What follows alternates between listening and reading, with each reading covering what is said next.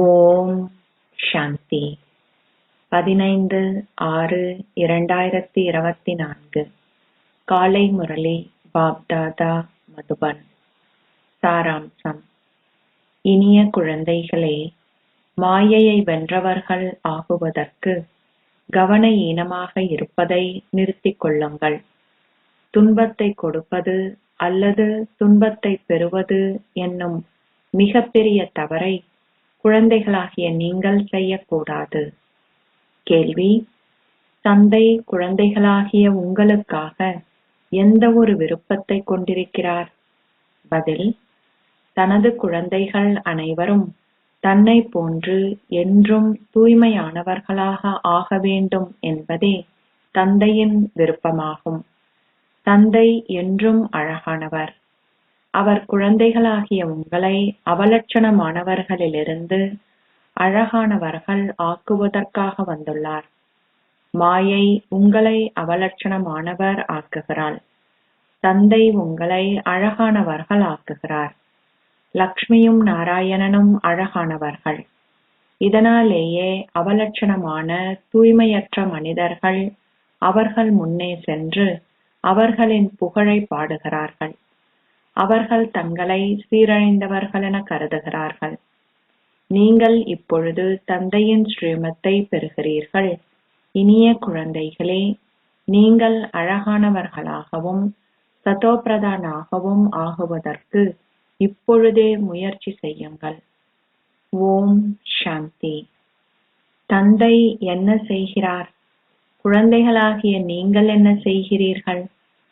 ஆத்மாக்களாகிய நீங்கள் தமோ பிரதானாக இருக்கிறீர்கள் என்பதையும் இப்பொழுது நீங்கள் சதோபிரதான் ஆக்கப்பட வேண்டும் என்பதையும் தந்தை அறிவார். குழந்தைகளாகிய நீங்களும் அறிவீர்கள். இதுவே சத்திய யுகமென அழைக்கப்படுகின்றது. தந்தை ஆத்மாக்களாகிய உங்களை பார்க்கின்றார். ஆத்மாவின் எண்ணம்: ஆத்மாவாகிய நான் அவலட்சணமாகிவிட்டேன்.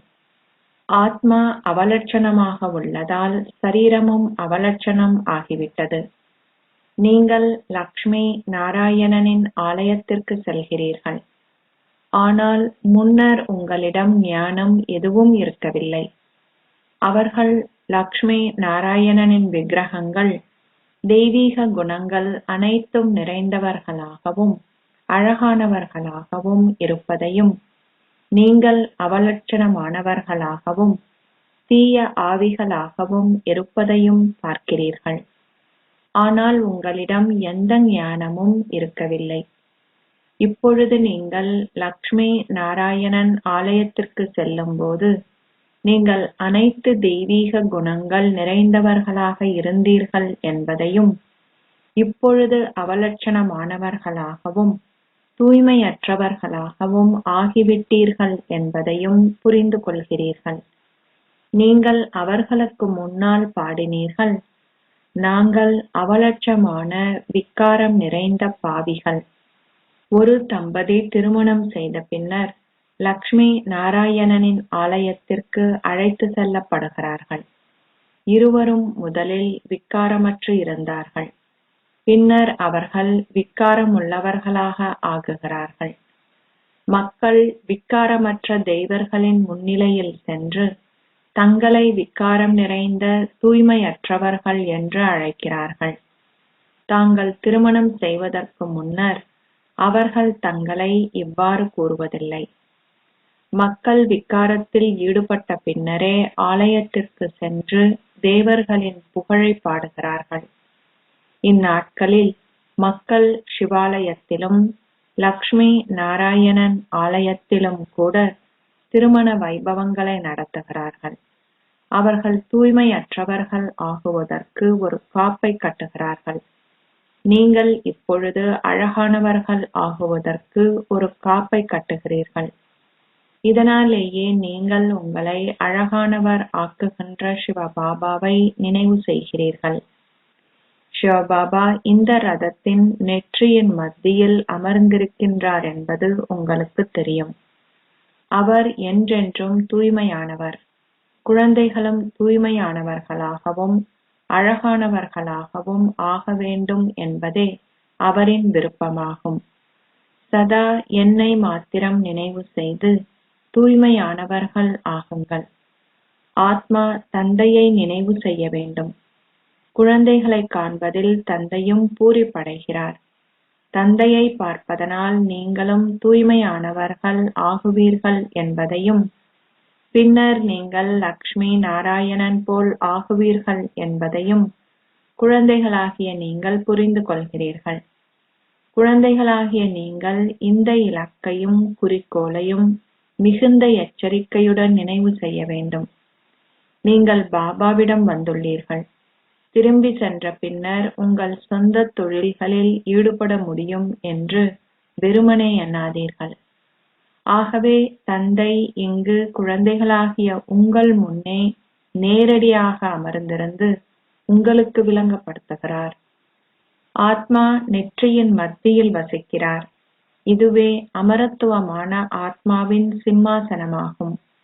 எனது குழந்தைகளாகிய ஆத்மாக்கள் நெற்றியில் அமர்ந்திருக்கிறார்கள்.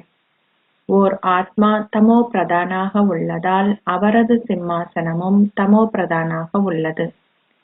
இவ்விஷயங்கள் மிக நன்றாக புரிந்து கொள்ளப்பட வேண்டும். லக்ஷ்மி நாராயணனை போன்று ஆகுவது உங்கள் மாமியார் வீட்டிற்கு செல்வது போலல்ல. இப்பொழுது நீங்கள் அவர்களை போன்று ஆகுகிறீர்கள் என்பதை நீங்கள் இப்பொழுது புரிந்து கொள்கிறீர்கள். தூய்மையானவர்கள் ஆகியதும் ஆத்மாக்களாகிய நீங்கள் திரும்பி செல்வீர்கள். பின்னர் நீங்கள் தேவர்கள் என்று அழைக்கப்படுவீர்கள்.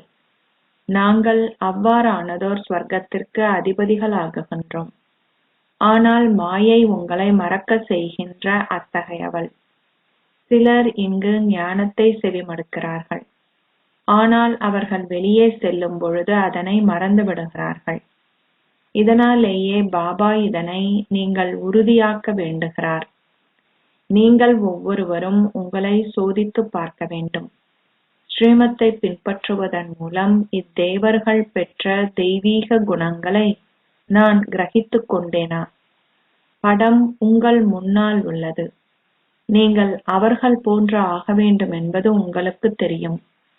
ஒரேயொரு தந்தை மாத்திரமே உங்களை அவர்களை போன்று ஆக்குகிறார். வேறு எவராலும் உங்களை மனிதர்களிலிருந்து தேவர்களாக மாற்ற முடியாது.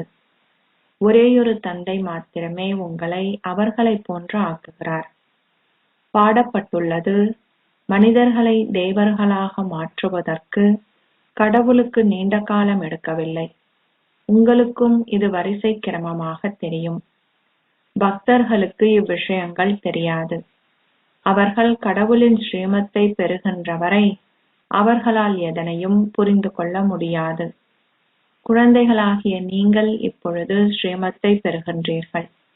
இதனை உங்கள் புத்தியில் மிகவும் நன்றாக வைத்துக் கொள்ளுங்கள். பாபாவின் ஸ்ரீமத்தின்படி பாபாவை நினைவு செய்வதனால் நாங்கள் இவ்வாறு ஆகுகிறோம். நினைவு செய்வதன் மூலம் மாத்திரமே உங்கள் பாவங்கள் அழிக்கப்படும். வேறெந்த வழிமுறையும் இல்லை. லக்ஷ்மியும் நாராயணனும் அழகானவர்களாக இருந்தார்கள்.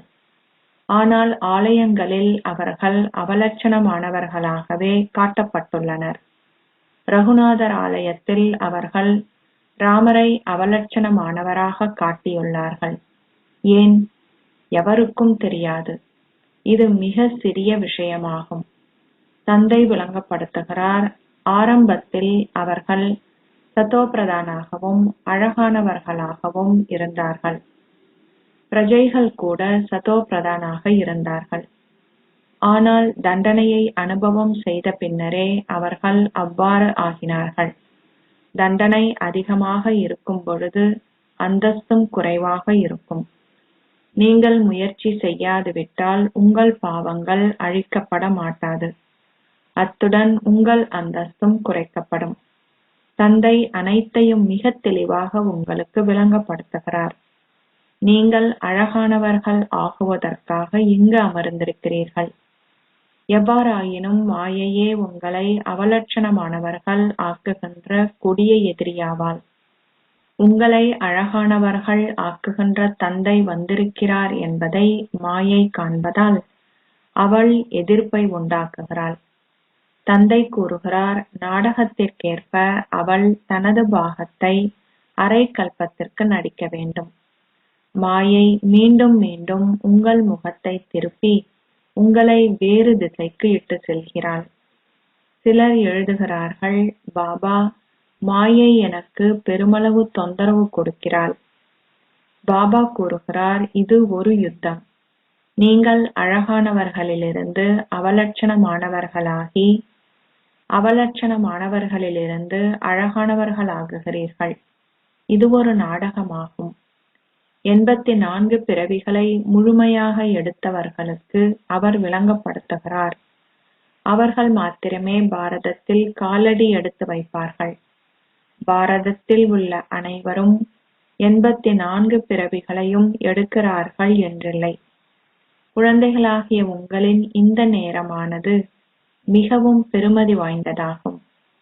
நீங்கள் அவர்களைப் போன்று ஆகுவதற்கு முழு முயற்சி செய்ய வேண்டும். தந்தை நிச்சயமாக கூறியுள்ளார், என்னை மாத்திரம் நினைவு செய்வதுடன் தெய்வீக குணங்களையும் கிரகித்துக் கொள்ளுங்கள். எவருக்கும் துன்பம் விளைவிக்காதீர்கள். தந்தை கூறுகிறார், குழந்தைகளே, கவன ஈனமாகாதீர்கள். உங்கள் புத்தியின் யோகம் ஒரே ஒரு தந்தையுடன் மாத்திரம் இணைக்கப்பட்டிருக்கட்டும். நீங்கள் சத்தியம் செய்துள்ளீர்கள், நான் என்னை உங்களுக்கு அர்ப்பணிப்பேன். நீங்கள் பிறவி பிறவியாக இந்த சத்தியத்தை செய்திருக்கிறீர்கள். பாபா, நீங்கள் வரும்பொழுது நாங்கள் உங்கள் வழிகாட்டல்களை மாத்திரம் பின்பற்றுவோம்.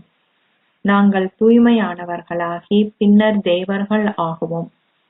உங்கள் கணவனோ அல்லது மனைவியோ உங்களுடன் ஒத்துழைக்காது விட்டால் நீங்கள் உங்கள் சொந்த முயற்சியை செய்ய முடியும். உங்களுடைய கணவனோ அல்லது மனைவியோ உங்களுடன் வராது விட்டால் நீங்கள் ஒரு தம்பதியாக அங்கிருக்க மாட்டீர்கள். எவ்வளவுக்கு அதிகமாக நீங்கள் நினைவு செய்தீர்களோ, எவ்வளவுக்கு தெய்வீக குணங்களை கிரகித்தீர்களோ, அதற்கேற்ப தம்பதிகள் உருவாகுவார்கள். உதாரணத்திற்கு, பிரம்மாவும் சரஸ்வதியும் மிகவும் நன்றாக முயற்சி செய்ததால் அவர்கள் தம்பதிகள் ஆகுகிறார்கள். அவர்கள் மிக நல்ல சேவை செய்து நினைவில் நிலைத்திருந்தார்கள். அதுவும் ஒரு நற்குணமாகும். கோபியரின் சகோதரர்கள் மத்தியிலும் மிக சிறந்த குழந்தைகள் இருக்கிறார்கள். தாங்கள் மாயையினால் கவரப்படுவதாக சில குழந்தைகள் தாங்களாகவே புரிந்து கொள்கிறார்கள். அந்த சங்கிலிகள் உடைவதில்லை. அவை உங்களை மீண்டும் மீண்டும் பெயரிலும் ரூபத்திலும் சிக்க வைக்கின்றன. தந்தை கூறுகிறார், பெயரிலும் ரூபத்திலும் சிக்கிக் கொள்ளாதீர்கள். என்னிடம் சிக்கிக் கொள்ளுங்கள். நீங்கள் எவ்வாறு அசரீரியானவர்களோ நானும் அசரீரியானவரே. நான் உங்களையும் என்னை போன்று ஆக்குகிறேன். ஓர் ஆசிரியர் உங்களை தன்னை போன்று ஆக்குவார். ஒரு சத்திர சிகிச்சை நிபுணர் உங்களை சத்திர சிகிச்சை நிபுணராக ஆக்குவார். அவர் எல்லையற்ற தந்தையாவார். அவருடைய பெயர் போற்றப்படுகிறது. மக்கள் கூவி அழைக்கிறார்கள், ஓ தூய்மையாக்குபவரே, வாருங்கள். ஆத்மாக்கள் சரீரத்தின் மூலம் கூவி அழைக்கிறார்கள், பாபா, வந்து எங்களை தூய்மையானவர்கள் ஆக்குங்கள். அவர் உங்களை எவ்வாறு தூய்மையானவர்கள் ஆக்குகிறார் என்பது உங்களுக்கு தெரியும். சில வைரங்களிலும் சில குறைகள் உள்ளன. இப்பொழுது ஆத்மாக்களில் கலப்படம் கலக்கப்பட்டுள்ளது. அது அகற்றப்பட்டு ஆத்மாக்கள் நிஜ தங்கங்கள் ஆக்கப்படுகிறார்கள். ஆத்மாக்களாகிய நீங்கள் மிகவும் தூய்மையானவர்கள் ஆக வேண்டும். உங்கள் இலக்கும் குறிக்கோளும் தெளிவாக உள்ளன. வேறெந்த ஆன்மீக ஒன்று கூடல்களிலும் இது ஒரு பொழுதும் கூறப்பட மாட்டாது. தந்தை விளங்கப்படுத்துகிறார், உங்கள் இலக்கு இவ்வாறு ஆகுவதாகும்.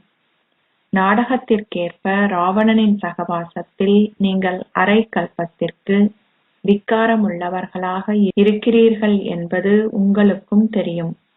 இப்பொழுது நீங்கள் இவ்வாறு ஆக வேண்டும். உங்கள் ஒவ்வொருவரிடமும் ஒரு பேட்ஜ் உள்ளது. அந்த பேட்ஜை பயன்படுத்தி விளங்கப்படுத்துவது மிகவும் இலகுவாகும். இதுவே திருமூர்த்தி. பிரம்மா மூலம் ஸ்தாபனை இடம்பெறுகிறது. ஆனால் பிரம்மா அதனை செய்வதில்லை. அவர் தூய்மையற்றவரிலிருந்து தூய்மையானவர் ஆகுகிறார்.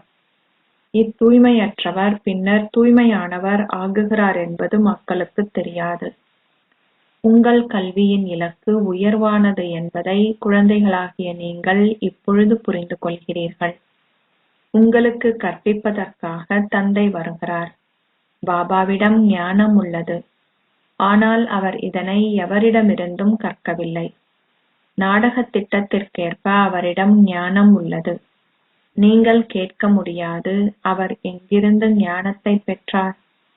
இல்லை, அவர் ஞானம் நிறைந்தவர்.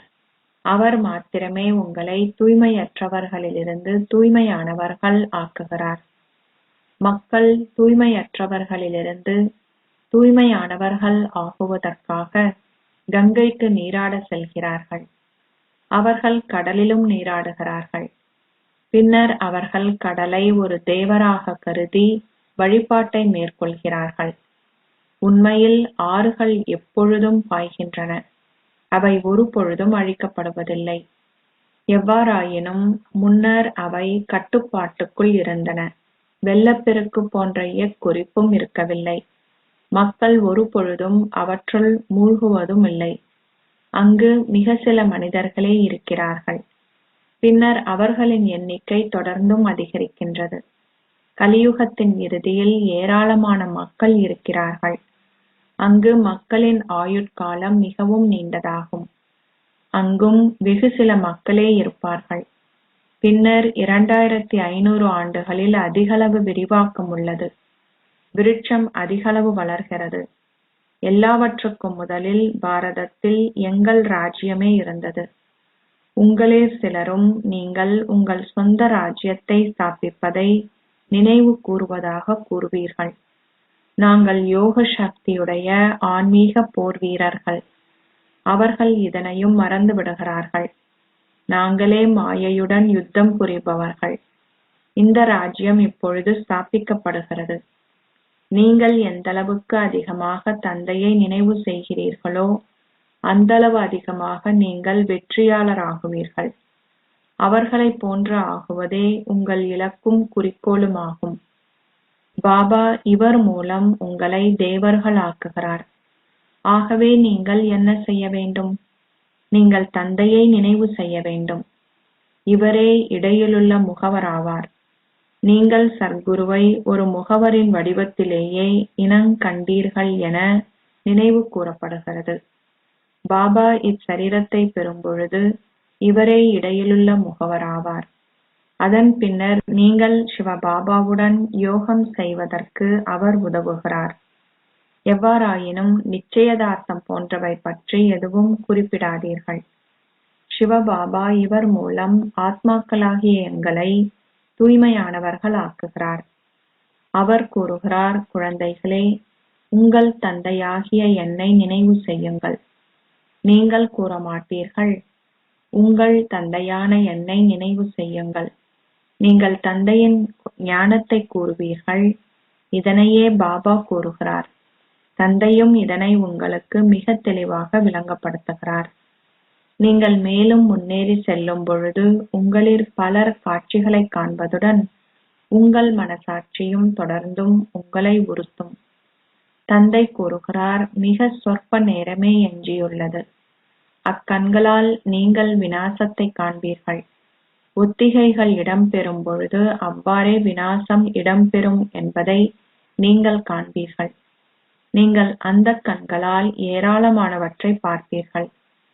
பலருக்கு வைகுந்தத்தின் காட்சிகள் கிடைக்கும்.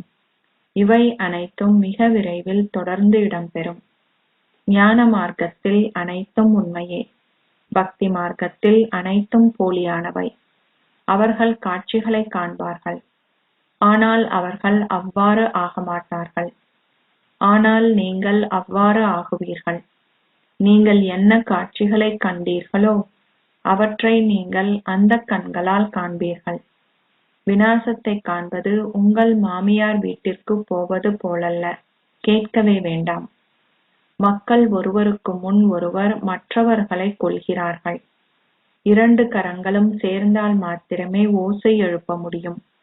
2 பக்கங்களும். அவர்கள் இரு சகோதரர்களை பிரித்து பின்னர் அவர்கள் இருவரையும் சண்டையிட செய்கிறார்கள். இதுவும் நாடகத்தில் உருவாக்கப்பட்டுள்ளது. அவர்கள் இந்த ரகசியங்களை புரிந்து கொள்வதில்லை. இருவரையும் பிரிப்பதனால் அவர்கள் இருவரையும் தொடர்ந்தும் தங்களுக்குள்ளே சண்டையிட செய்கிறார்கள். இவ்வாறே அவர்கள் தொடர்ந்தும் ஆயுதங்களை அவர்களுக்கு விற்று ஒரு வருமானத்தை சம்பாதிக்கிறார்கள். எவ்வாறாயினும் இறுதியில் அதன் மூலம் எதுவும் இடம்பெறாது. வீட்டில் இருந்தவாறே அவர்கள் குண்டுகளை வீசுவார்கள். அனைத்தும் அழிக்கப்படும். பின்னர் மனிதர்களோ அல்லது ஆயுதங்களோ தேவைப்படாது. தந்தை விளங்கப்படுத்துகிறார், குழந்தைகளே, ஸ்தாபனை நிச்சயம் இடம்பெறும். நீங்கள் அதிகளவு முயற்சி செய்தால் உயர்ந்த அந்தஸ்தை பெறுவீர்கள். உங்களுக்கு பெருமளவு விளங்கப்படுத்தப்பட்டுள்ளது. கடவுள் கூறுகிறார், குழந்தைகளே, இக்காமம் என்ற வாளை பயன்படுத்தாதீர்கள். காமத்தை வெல்வதனால் நீங்கள் உலகை வென்றவர்கள் ஆகுகிறீர்கள். இறுதியில் அம்பு நிச்சயமாக எவரையாவது தைக்கும். அச்சா, இனிமையிலும் இனிமையான அன்புக்குரிய, எப்போதோ தொலைந்து இப்போது கண்டெடுக்கப்பட்டிருக்கும் குழந்தைகளுக்கு உங்கள் தாய் தந்தையாக இருக்கும் பாப் தாதாவின் அன்பும் நினைவுகளும் காலை வந்தனங்களும். ஆன்மீக தந்தை ஆன்மீக குழந்தைகளுக்கு நமஸ்தே சொல்கிறார். ஆன்மீக குழந்தைகள் ஆன்மீக தந்தைக்கு நமஸ்தே சொல்கின்றனர். தாரணைக்கான சாராம்சம் 1. இந்நேரம் அதி பெருமதி வாய்ந்ததாகும். இப்பொழுது நீங்கள் முயற்சி செய்வதுடன் உங்களை முழுமையாக தந்தைக்கு அர்ப்பணம் செய்யவும் வேண்டும். தெய்வீக குணங்களை கிரகித்துக் கொள்ளுங்கள். நீங்கள் எவ்விதமான தவறுகளையும் செய்யக்கூடாது. ஒரேயொரு தந்தையின் வழிகாட்டல்களை பின்பற்றுங்கள். 2. உங்கள் இலக்கையும் குறிக்கோளையும் உங்கள் முன்னே வைத்திருந்து மிகவும் எச்சரிக்கையுடன் தொடர்ந்தும் முன்னேறுங்கள். ஆத்மாவை தூய்மையானவராகவும் சதோபிரதானாகவும் ஆக்குவதற்கு முயற்சி செய்யுங்கள். உங்களுக்குள்ளே என்ன குறைகள் உள்ளன என்று சோதித்துப் பார்த்து அவற்றை அகற்றிவிடுங்கள். ஆசீர்வாதம். நீங்கள் முற்றிலும் தூய ஆத்மாவாகுவதனால் பிராமண வாழ்வின் ஒவ்வொரு வினாடியையும் சந்தோஷ ஸ்திதியாக அனுபவம் செய்வீர்களாக. தூய்மை சந்தோஷத்தினதும் அமைதியினதும் தாய் எனப்படுகின்றது. எந்த ஒரு தூய்மையின்மையும் உங்களுக்கு துன்பத்தையும் அமைதியின்மையையும் கொடுக்கின்றது. பிராமண வாழ்க்கை என்றால் ஒவ்வொரு வினாடியும் சந்தோஷ ஸ்திதியில் நிலைத்திருப்பதாகும். துன்பகரமான காட்சி இருப்பினும் உங்களிடம் தூய்மையின் சக்தி இருக்கும்போது எந்த ஒரு துன்ப அனுபவங்களும் இருக்க மாட்டாது. தூய ஆத்மாக்கள் மாஸ்டர் சந்தோஷத்தை அருள்பவர்களாகி துன்பகரமான சூழலையும் ஆன்மீக சந்தோஷமானதாக மாற்றுகின்றார்கள். ஸ்லோகம். வசதிகளினால் பரிசோதனை செய்வதன் மூலம் உங்களுடைய ஆன்மீக முயற்சியை அதிகரிப்பதே எல்லையற்ற ஆர்வமின்மையின் மனோபாவத்தை கொண்டிருப்பதாகும்.